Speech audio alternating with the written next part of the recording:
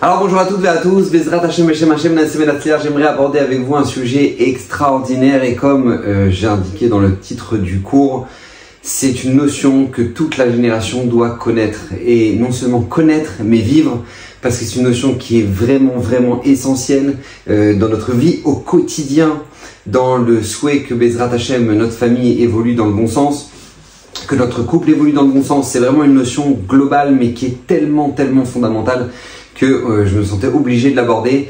Et Bezrat Hashem, bien évidemment, que ces paroles de Torah soient dédiées pour l'élévation de l'âme de Luna Levana Bat Miriam. Bezrat Hashem Shiye Nishmata Tzroa Betzroa Chaim. Bezrat Hashem, que son neshama puisse monter dans le Gan Eden Elyon.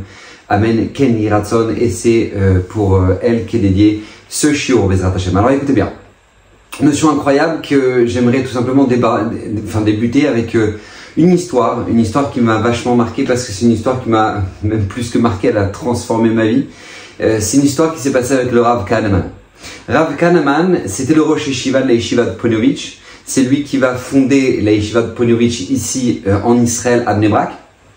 Et en fait, ça va être un homme donc extraordinaire. Rav Kahneman, il est connu parce que tout simplement c'est lui qui va retourner après la Shoah. Donc lui il va déjà être rescapé de la Shoah, il va perdre sa femme, ses enfants, mais lui il va être rescapé, et quand maintenant la Shoah va se terminer, il va quitter Eretz Israël pour retourner dans les pays d'Europe de l'Est, et il va faire le tour des couvents.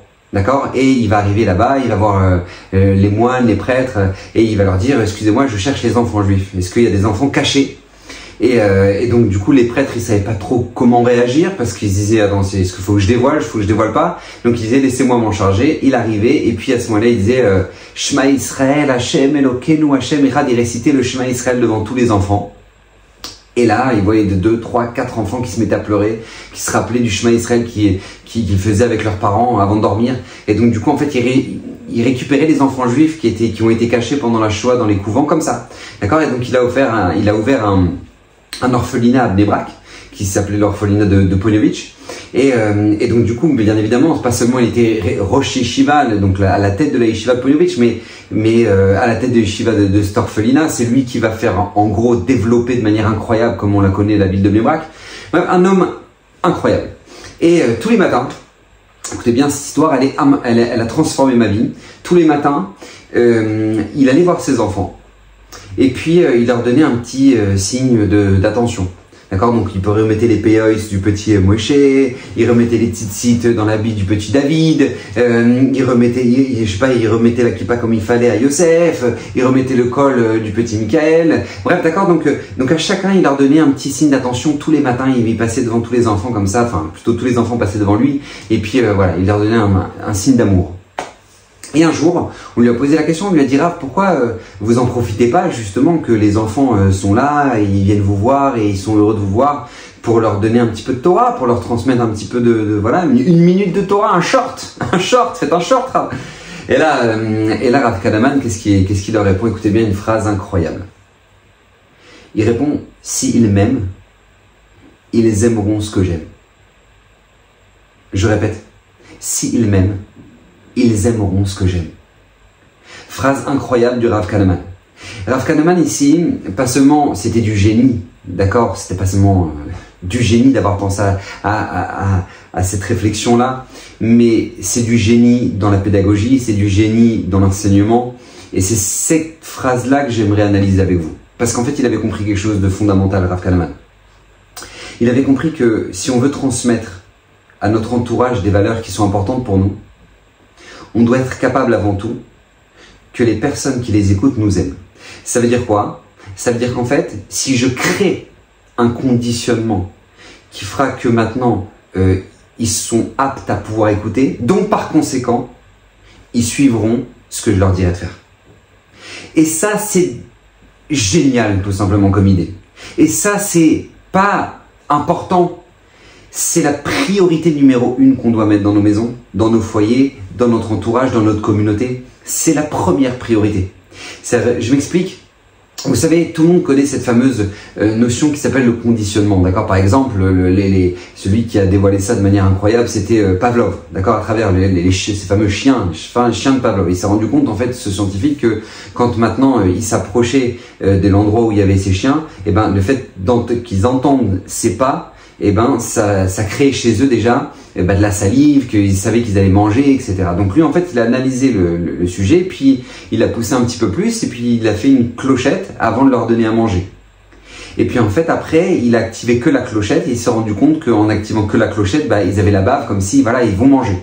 Pavlov avait en fait ici compris que lorsque je lie un élément extérieur à ce que eux ressentent, qui est la faim ou le fait de vouloir manger, et bien tout simplement, il va y avoir un lien qui va se faire, et par conséquent, il suffit d'activer l'élément extérieur pour que ce soit directement activé chez eux l'envie de vouloir manger, etc. D'accord? Et ça, c'est une règle qui est utilisée dans plein de domaines. J'ai un ami, David Lefrançois, qui m'a expliqué, qui m'a raconté que quand il a vu de ses propres yeux l'élevage de dauphins, il a dit, comment on élève des dauphins? Il a dit, mais c'est très simple, en fait, si tu les fais venir donc ils sont dans le bassin, et puis dès qu'il y en a un qui fait un truc un peu sympa, tu vois, il fait une petite il fait un saut, ou il fait un petit salto, un petit truc, et direct il reçoit un poisson. Et donc en fait, doucement, le dauphin finit par comprendre que c'est parce qu'en fait j'ai fait un salto que j'ai reçu un poisson. Et si j'en fais deux, et tac tac. Et en fait comme ça, ils arrivent à dresser les dauphins parce que par conditionnement, c'est-à-dire que tu fais ça, tu reçois ça, tu fais ça, tu reçois ça.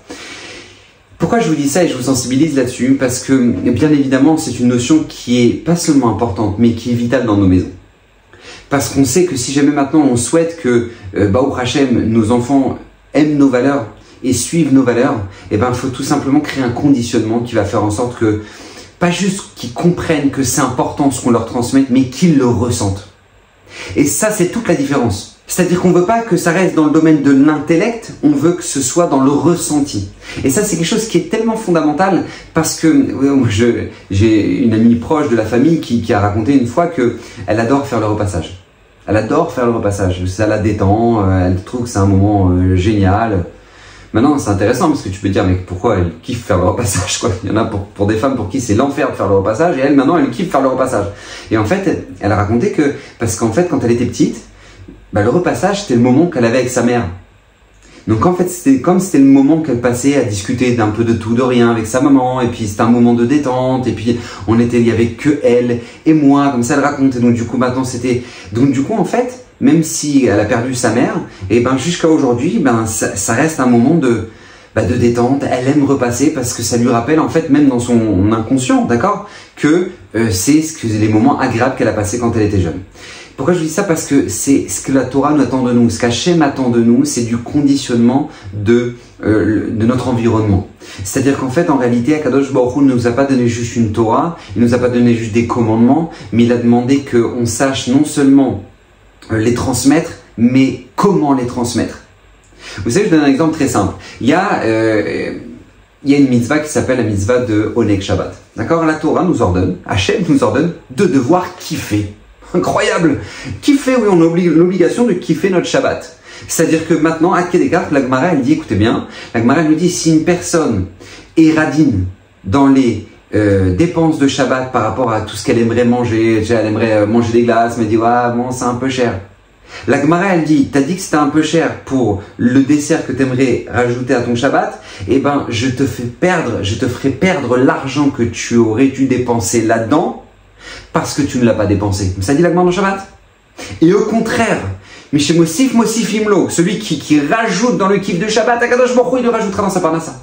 Tout ce qui est marqué comme ça, dit la Gemara dans Betsa, Kol Mezenotav chez la dame, toute la parnassa d'un homme est fixée de Rosh Hashanah jusqu'à Yom Kippour, Chutz, sauf en dehors de quoi? Des dépenses de Shabbat et de Yom Tov et des dépenses pour l'étude de la Torah de nos enfants. Mais c'est marqué. La Gemara dit, c'est pas dans les comptes de Rosh Hashanah. C'est-à-dire que fais-moi confiance, il y a Kadosh Baruch Hu. Fais-moi confiance, moi je te rembourserai. Donc pourquoi Kadosh Baruch Hu souhaite tellement que notre Shabbat ce soit kiffant, ce soit extraordinaire? Rav Pinkus, il raconte que, c'est ses enfants qui racontent que Rav Pinkus, quand il arrivait dans le supermarché pour Shabbat, il disait à ses enfants, vous choisissez ce que vous aimez pour Shabbat. Ce que vous aimez pour Shabbat. Moi, je sais que ma femme, qu'Hachem la bénisse, elle est très soucieuse de ça, que dans tous les repas de Shabbat, il y a au moins le dessert que les enfants, ils adorent. On sait que voilà, ça, ils vont adorer. Pourquoi? Parce que c'est du conditionnement.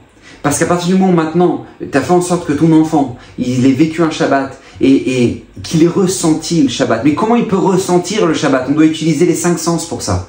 On doit utiliser la vue, c'est-à-dire que la maison est rangée, que c'est beau, qu'il a une belle table, que Baruch Hashem, on a mis des beaux habits. Le fait de goûter, à travers des mangers extraordinaires, des mets extraordinaires, le fait de sentir l'odeur des chalotes. Je vous dis, mesdames, si c'est vrai, c'est plus facile d'acheter des chalotes, et je comprends, et des fois, même nous, et je reconnais, même nous, des fois, quand il y a des moments de pression, les Shabbats d'hiver, Shabbat Ranto, je dis à ma femme, t'inquiète, je vais acheter des chalotes. Mais ça reste que ma femme a une préférence, et Baruch Hashem, qu'Hachem la bénisse pour ça, que elle veut faire les chalotes. Parce que c'est pas juste faire les chalotes, c'est l'odeur des chalotes dans la maison. C'est que on sait très bien que n'importe quel enfant dit ah, il n'y a pas comme les chalotes de ma maman. D'accord? Donc, et pourquoi? Parce que c'est important. Donc l'odeur, Louis, on chante. Il y a une ambiance sympa, on bénit nos enfants, et on peut manger, on est là, on est en train de... Voilà, c'est extraordinaire, c'est la magie de Shabbat, tu utilises tous les 5 sens, pourquoi? Pour tout simplement permettre à tes enfants de ressentir que c'est important. Et c'est pas juste que, ah oui, à travers ça, je ferai en sorte qu'ils n'oublient pas Shabbat. On n'a même pas idée la force que ça a. Moi, je connais des jeunes, j'ai rencontré des jeunes dans les universités, ils m'ont dit, mais moi, ce qui m'a protégé de l'assimilation, mais c'est les repas de Shabbat. C'est l'odeur qu'il y avait dans ma maison Shabbat. C'est quand je rentrais le vendredi, je chantais l'odeur du Shabbat, je chantais l'odeur des chalotes. Je dis, mais quoi, j'aurais jamais ça avec si je suis pas marié avec une juive. Donc du coup, maintenant, c'est ça qui l'a protégé. C'est le conditionnement dans lequel il a grandi. Donc c'est pas juste qu'il savait, hein, encore une fois, c'est pas juste qu'il savait que c'est important de faire Shabbat. On sait tous que c'est important de faire Shabbat. Mais la question, c'est pas juste de le savoir, c'est le ressentir. C'est le ressentir de se dire, maintenant, je veux faire en sorte que Bezrat Hashem, ce soit extraordinaire. T'as une mitzvah, onek Shabbat. Et c'est pareil dans tout. C'est-à-dire que dans ta tfila, dans l'étude de la Torah, faire en sorte que ce soit un moment agréable, faire en sorte que, vous vous rendez compte, regardez, Rav Moshe Feinstein, qui était le Gadol Hador, le grand de la génération aux États-Unis après la Seconde Guerre mondiale, d'accord, toutes les questions de halachot, de la nouvelle technologie, etc., ça arrivait sur sa table. Un homme extraordinaire, Rav Moshe Feinstein.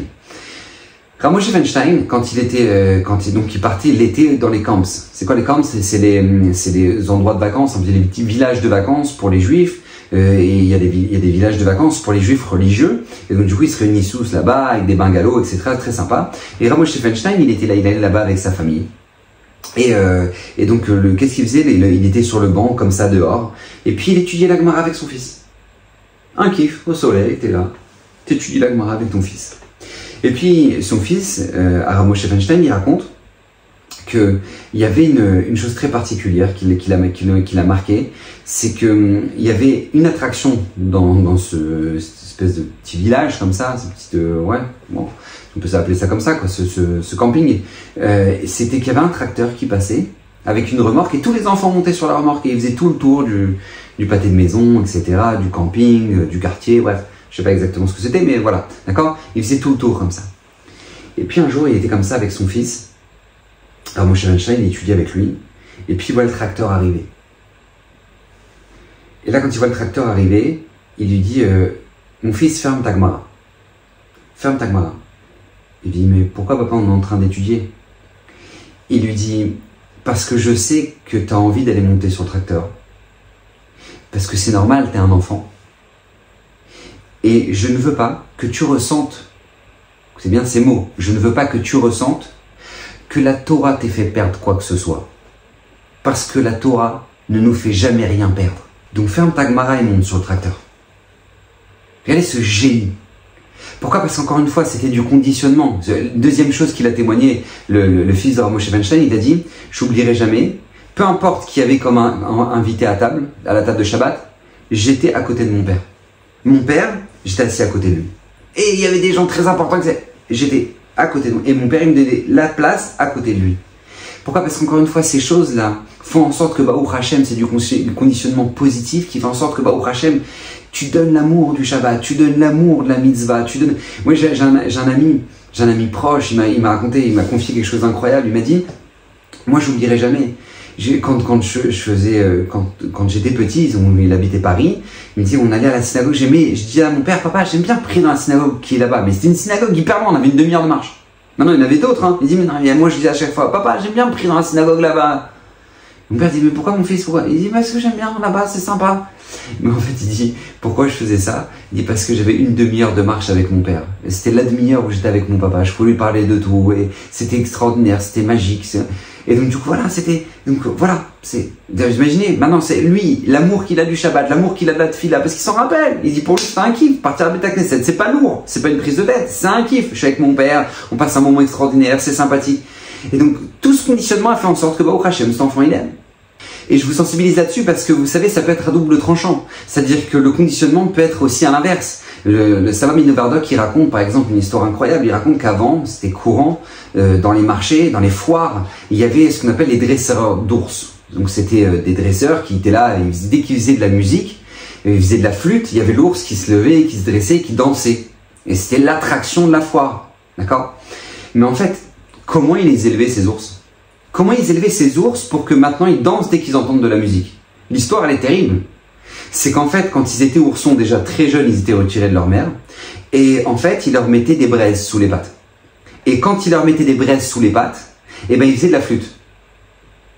Donc en fait, à force de faire ça 1 jour, 2 jours, 3 jours, à chaque fois ils faisaient des braises sous leurs pattes et ils faisaient de la flûte.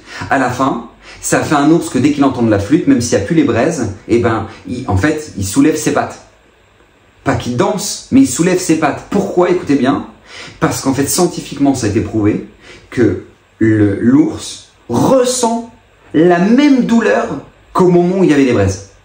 C'est pas juste que ça lui rappelle les braises. C'est qu'il ressent la même douleur que si maintenant il y a des braises sous ses pieds. Parce que le conditionnement est tellement terrible que là maintenant, pour lui, ça brûle.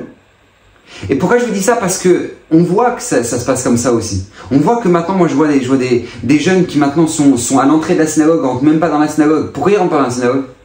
Je dis, mais t'es là maintenant, t'es là, rentre. Ah non. Pourquoi? Parce qu'ils ont l'angoisse. Je dis, mais pourquoi t'as l'angoisse? Ah non, moi je sais pas.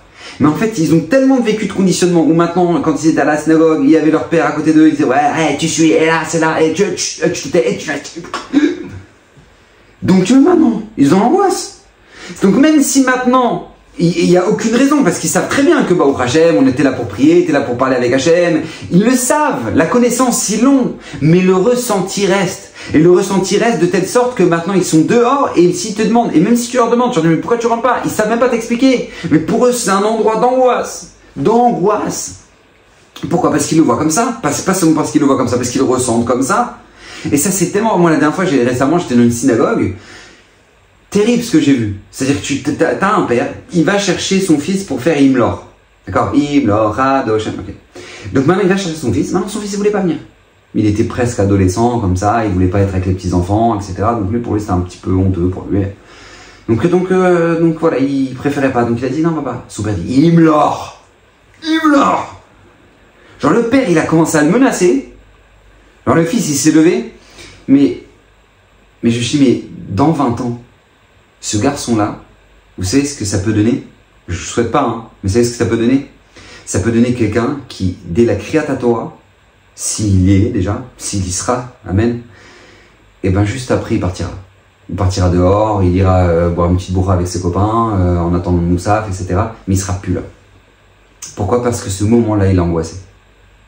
Et à l'inverse, tu peux avoir des enfants qui ont tellement vécu une belle expérience de Imlor, qu'ils adoraient chanter ça, et puis que juste après ils recevaient des bonbons, que quand ils vont être parents, et que même s'ils font pas Shabbat, et ben ils vont finir par ramener leurs enfants à la Beth Knesset parce qu'ils veulent que leur fils chante Imlor.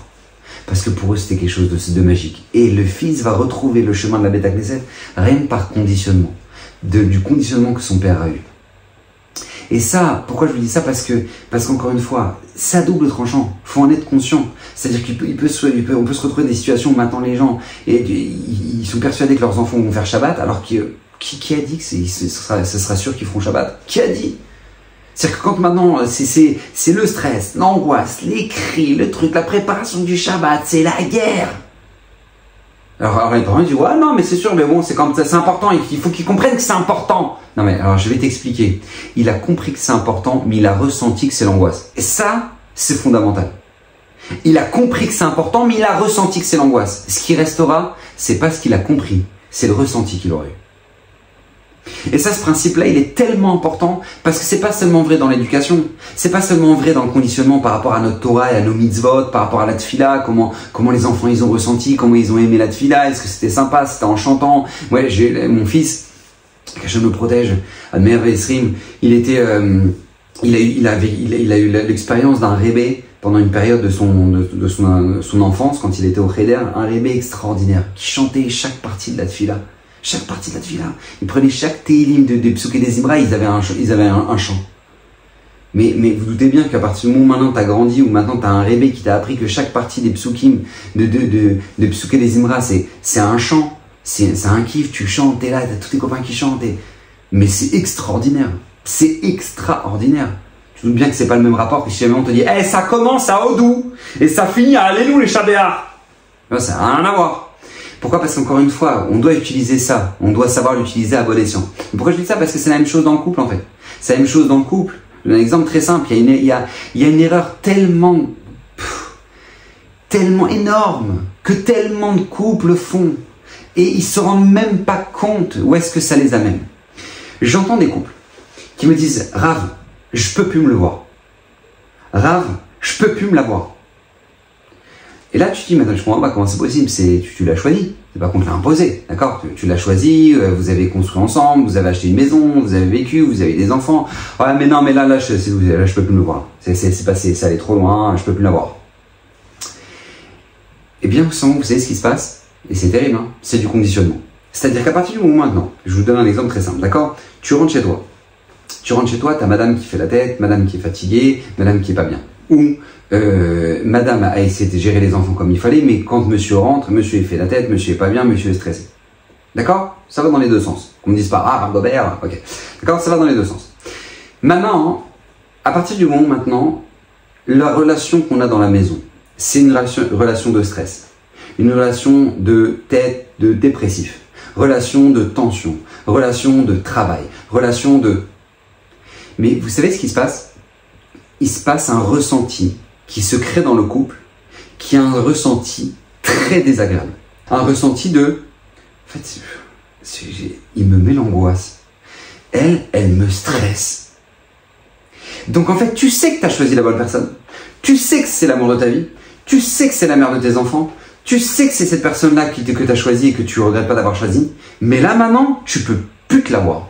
Ou tu peux plus te le voir. Tu sais pourquoi? Parce que même si tu le sais, là, ton ressenti général est angoissant. C'est-à-dire qu'en fait, tu lis ta femme au fait que, elle fait la tête. Voilà. Ou tu lis ton mari au fait que, il est stressé. Donc en fait, même si c'est vrai, vous êtes choisis, mais c'est l'angoisse. Dans la maison, c'est l'angoisse. Donc tu te retrouves avec des couples qui partent à la dérive et qui en arrivent au divorce, non pas parce qu'ils ne sont pas faits l'un pour l'autre, non pas parce qu'ils n'ont pas fait de grandes choses ensemble, non pas parce que maintenant ils se sont trompés sur les valeurs, mais tout simplement parce qu'en fait ils ont créé un conditionnement dans leur foyer qui était horrible. La histoire conditionnement. C'est pour ça que c'est tellement important que dans le couple il y a des moments ensemble. Il y a des moments maintenant qui sont en dehors du temps, en dehors du travail, en dehors d'un resto agréable, une balade ensemble, peu importe, mais un conditionnement qui a fait que maintenant ça se passe de manière agréable. On a passé des moments, ah c'était sympa, ah c'était bien, ah c'était voilà, on a discuté dans le canapé, t'as sorti des petites pistaches, t'as sorti le petit anisette, un petit truc, t'as fait un kiff. Mais des moments où maintenant en fait ce qui te marque chez ton conjoint, c'est pas juste que le fait que il va rentrer, il va faire la tête, elle va rentrer, elle va encore se plaindre, parce qu'en fait sinon ça nous frappe, qu'on garde en fait le visage, au lieu de garder le visage rayonnant de notre épouse, le visage sympathique de notre mari, on a le visage stressé de notre mari et le visage qui arrête pas de se plaindre de notre femme. Et ce conditionnement il est tellement énorme que ça mène au divorce. Ça mène au divorce. Et encore une fois, je vous le redis, c'est pas que ce couple, ils savent pas pourquoi ils sont mariés. C'est pas que ce couple-là, ils sont mariés par hasard. C'est pas que... Non, ils savent très bien pourquoi. Mais ça reste dans l'intellect. Mais dans le ressenti, c'est un enfer. Dans le ressenti, c'est un enfer. C'est pour ça que c'est un devoir d'inverser la vapeur. C'est un devoir d'inverser la vapeur. On doit faire absolument en sorte que maintenant, le conditionnement dans nos maisons soit positif. Parce que sachez une chose, on est dans une société qui est en train de nous conditionner au stress. À travers les réseaux sociaux, à travers les infos, à travers les télévisions, les radios, par tous les moyens possibles. On veut te rentrer un conditionnement de stress. Que même si maintenant, écoutez bien, tout va bien dans ta vie, que Baruch Hashem t'es en bonne santé, tes enfants sont en bonne santé, tu vas bien, tu as pu étudier aujourd'hui, tu as pu passer un moment extraordinaire avec ton mari, et ben on va faire en sorte que tu te sentes mal. Tu sais pourquoi? Parce qu'on va te conditionner au mal. Parce qu'on va regarder dans les infos que c'est. Et peut-être que la guerre va repartir. Et que peut-être que voilà. Et là, l'antisémitisme mondial. Et ça, et ci, et ça. Et même si maintenant tout va bien, on va te faire ressentir, on va te faire un conditionnement que le monde va mal. Donc même si maintenant tu as tout pour être heureux, tu ressentiras que tu as tout pour être malheureux. Donc c'est pour ça qu'on a un devoir de faire en sorte que maintenant, l'ambiance générale dans la maison soit agréable. L'ambiance générale quand maintenant nos enfants rentrent de l'école, rentrent à la maison, qu'ils sentent que c'est un havre de paix, que quand maintenant on est avec notre conjoint, être très vigilant des réactions que l'on a, de créer des moments magiques, de créer des moments romantiques, de créer des moments sympathiques, de créer des moments de joie, obligatoire, parce que sinon le conditionnement ce sera le stress, les angoisses, le métro, le boulot, le dodo. C'est pas possible ça, on doit bannir ça de nos maisons, on doit au contraire construire du positif et faire en sorte que Bezrat Hashem, à travers ça, la Shrina puisse résider dans nos maisons, Bezrat Hashem, la Shrina puisse résider dans notre couple, avec nos enfants, qu'on puisse avancer de manière positive, qu'on puisse laisser un impact extraordinaire à la fois chez notre conjoint ou chez nos enfants, des moments qu'ils ont passés avec nous, s'ils m'aiment. Ils aimeront ce que j'aime. Parce que si le conditionnement dans lequel maintenant je les fais grandir, c'est un conditionnement qu'ils vont aimer, alors ils vont aimer celui qui leur a créé ce conditionnement. Et par conséquent, tout simplement, ils aimeront aussi ce que je fais, ma Torah, mes mitzvot, etc., etc. Voilà, je pense que c'est un véritable cadeau que la Torah nous fait. Je pense que c'est un véritable cadeau qu'on doit appliquer, qu'on se doit d'appliquer parce que c'est fondamental. Et que Bezrat Hashem, que toutes ces paroles de Torah soient pour l'élévation de l'âme de Luna Levana Bat Miriam. Bezrat Hashem, qu'Hashem vous bénisse, vous protège tout le clan d'Israël, qu'Hashem vous bénisse, vivez heureux. À bientôt.